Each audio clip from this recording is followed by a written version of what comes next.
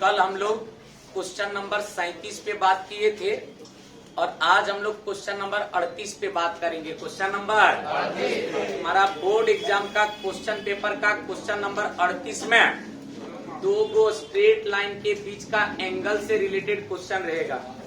दो go straight line का vector equation दे करके दोनों स्ट्रेट लाइन के बीच का एंगल पूछेगा। क्या पूछेगा? या फिर दो गो स्ट्रेट लाइन का कार्टेजन इक्वेशन दे करके दोनों स्ट्रेट लाइन के बीच का एंगल पूछेगा। क्या पूछेगा?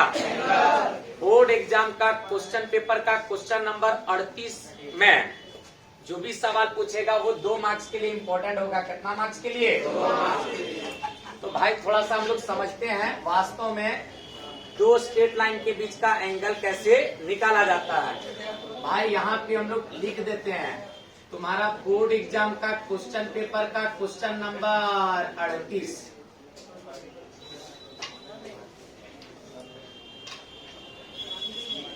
बोर्ड एग्जाम का क्वेश्चन पेपर का क्वेश्चन नंबर 38 में जो 2 मार्क्स के लिए सवाल पूछेगा उसमें दो लाइन के बीच का एंगल पूछेगा। दो लाइन के बीच का एंगल, जैसे एक लाइन 1 दे दिया जाएगा। लाइन 1 का वेक्टर इक्वेशन के रूप में वेक्टर आर बराबर वेक्टर A1 प्लस लैम्डा गुने वेक्टर B1 दे दिया जाएगा।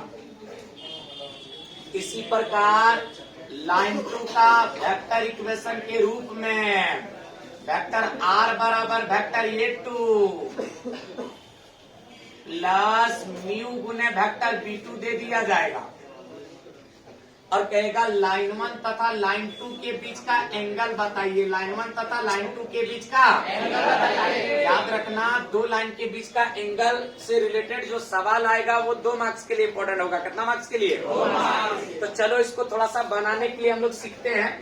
याद रखना जब भी लाइन 1 का वेक्टर या कार्टेजन इक्वेशन दे दिया जाए, लाइन 2 का वेक्टर या कार्टेजन इक्वेशन दे दिया जाए और दोनों लाइन के बीच का एंगल पूछा जाए तो हम लोग वेक्टर B1 और वेक्टर B2 को ढूंढेंगे। वेक्टर B1 और वेक्टर B2 कैसे? भाई ध्यान से समझना बाबू। लाइन 1 का वेक्टर इक्वेशन में वेक्टर R बराबर जो वेक्टर कंपोनेंट दिखेगा उसको हम लोग वेक्टर A1 कहते हैं और लैम्डा के साथ गुणज वाला जो वेक्टर कंपोनेंट दिखेगा उसी को हम लोग वेक्टर B1 कहेंगे। क्या कहेंगे? B1।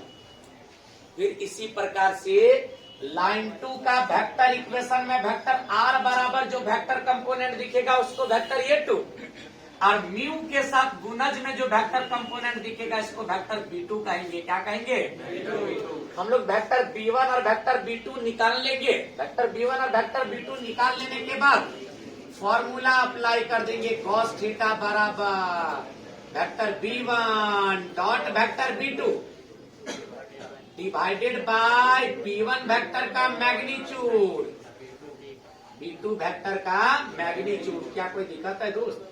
याद रहिए, एक बार फिर से रिपीट करते हैं, कहानी क्लियर होगा। जब भी लाइन 1 का वेक्टर इक्वेशन वेक्टर R बराबर वेक्टर A1 प्लस लैम्डा गुने वेक्टर B1 के रूप में दिया जाए, लाइन 2 का वेक्टर इक्वेशन के रूप में वेक्टर R बराबर वेक्टर A2 प्लस म्यू गुने वेक्टर B2 दिया जाए, हम लोग क्या करेंगे? वेक्टर B1 और वेक्टर B2 ढूंढेंगे। अब उसके बाद हम लोग cos थीटा बराबर B1 vector dot B2 vector divided by B1 vector का मैग्नीट्यूड B2 वेक्टर का मैग्नीट्यूड लगा करके एंगल निकालेंगे। दोनों लाइन के बीच का एंगल निकालेंगे। क्या निकालेंगे? अब B1 B2 कैसे ढूंढेंगे दोस्त? याद रखना लाइन 1 का वेक्टर इक्वेशन में वेक्टर R बराबर जो वेक्टर कंपोनेंट दिखेगा उसको वेक्टर A1 और लैम्डा का गुणज वाला वेक्टर कंपोनेंट को वेक्टर B1। इसी तरह लाइन 2 का वेक्टर इक्वेशन में वेक्टर R बराबर जो वेक्टर कंपोनेंट दिखेगा वेक्टर A2 और म्यू का गुणज वाला वेक्टर कंपोनेंट को वेक्टर B2 कहेंगे। क्या कोई दिक्कत है? चलो हम लोग इस फार्मूला के जरिए क्वेश्चन बना करके देखते हैं वास्तव में क्वेश्चन पूछेगा कैसे। जैसे सवाल में कहा जाए, क्या कहा जाए थोड़ा सा देख लेते हैं। क्वेश्चन में कहा जाए find the angle between the pair of lines. Find the angle, find the angle between the pair of lines, between the pair of lines. Find the angle between the pair of lines. और lines का vector equation दे दिया जाए, vector are बराबर यहाँ पे दे दिया जाए 3i cap plus 2j cap plus -4k cap plus lambda गुने यहाँ पे वेक्टर कंपोनेंट दे दिया जाए i cap plus 2j cap plus 2k cap. इसी तरह लाइन 2 का वेक्टर इक्वेशन के रूप में वेक्टर r बराबर वेक्टर कंपोनेंट दे दिया जाए, वेक्टर r बराबर वेक्टर कंपोनेंट दे दिया जाए 5i कैप -2j कैप और प्लस 0k कैप, फिर प्लस म्यू गुने वेक्टर कंपोनेंट के रूप में दे दिया जाए 3i cap plus 2j cap plus 6k cap. और कहा जाए दोनों लाइन के बीच का एंगल बताइए, क्या बताइए? एंगल। थोड़ा सा समझने का प्रयास करना, कहानी क्लियर होगा। बाबू लाइन 1 का वेक्टर इक्वेशन दे दिया जाए, लाइन 2 का वेक्टर इक्वेशन दे दिया जाए, तो लैम्डा का गुणज वाला vector component vector b1, mu का गुणज वाला वेक्टर कंपोनेंट वेक्टर b2। और हम लोग दोनों लाइन के बीच का एंगल के लिए लगाएंगे फॉर्मूला cos थीटा बराबर b1 vector dot b2 vector divided by b1 vector का मैग्नीट्यूड b2 वेक्टर का मैग्नीट्यूड। चलो इस फार्मूला के जरिए हम लोग इस सवाल के ऊपर बात करते हैं, क्या कोई दिक्कत है? अच्छा, क्वेश्चन को हम लोग समझ लेते हैं। सर क्वेश्चन में क्या कहा जा रहा है? कहा जा रहा है find the angle between the pair of lines इतना एंड इतना। बताओ, लाइन 1 का वेक्टर इक्वेशन दे दिया गया है, लाइन 2 का वेक्टर इक्वेशन दे दिया गया है, और दोनों लाइन के बीच का एंगल पूछा जा रहा है। क्या पूछा जा रहा है? एंगल पूछा जा रहा है। क्या पूछा जा रहा है?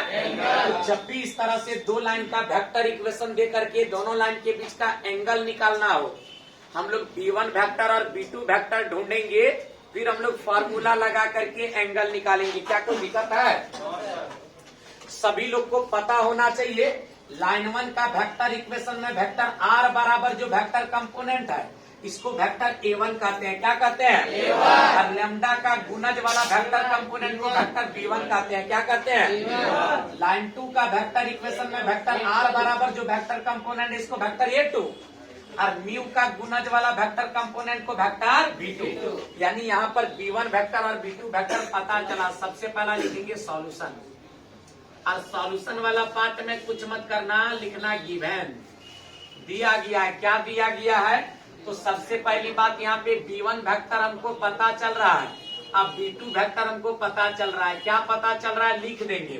बताओ, b1 वेक्टर क्या पता चल रहा है? लैम्डा का गुणज वाला vector component i cap plus 2j cap plus 2k cap.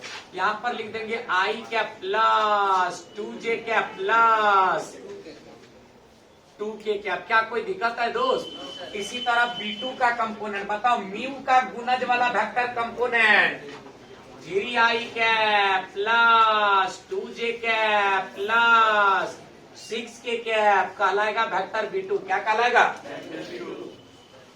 Vector b1 और वेक्टर b2 जैसा ही मिलता है, हम लोग एंगल के लिए काम करेंगे। यहाँ पर लिखेंगे WKT, वी नो डाइट। हम लोग जानते हैं, क्या जानते हैं? cos थीटा बराबर फार्मूला होता है vector b1 dot vector b2 divided by b1 vector का मैग्नीट्यूड और गुना में b2 वेक्टर का मैग्नीट्यूड। क्या कोई दिक्कत है दोस्त? बाबू cos थीटा बराबर यहाँ पे बताओ, b1 वेक्टर के बदले b1 वेक्टर का वेक्टर कंपोनेंट बता दो, i cap plus 2j cap plus 2k cap. क्या कोई दिक्कत है दोस्त?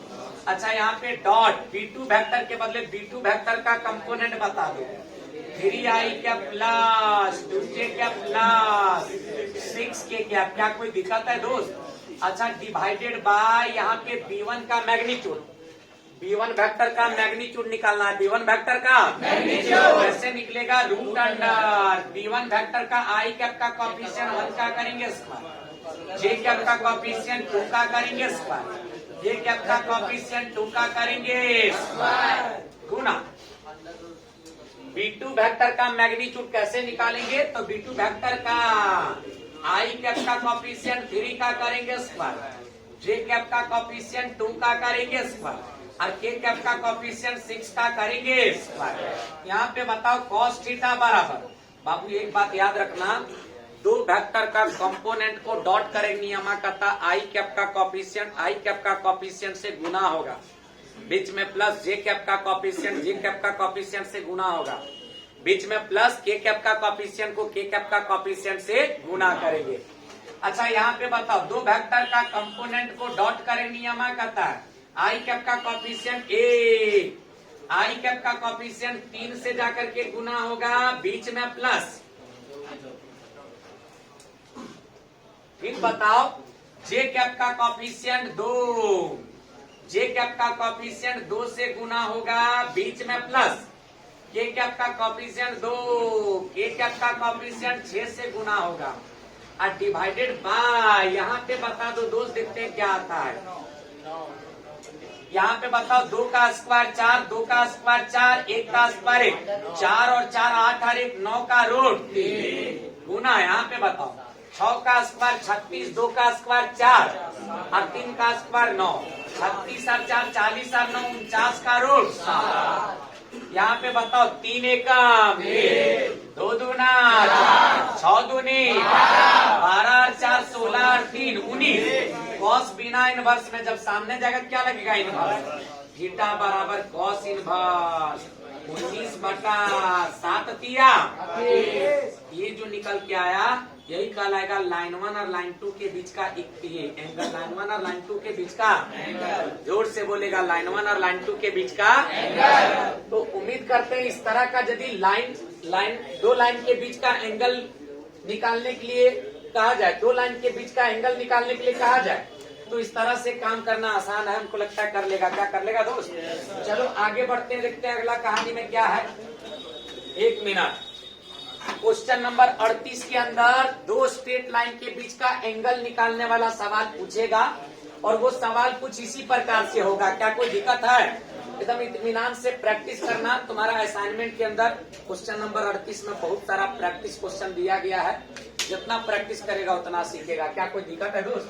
तो प्रयास करना प्रैक्टिस करने का। हम चलते हैं अगला प्रश्न के ऊपर।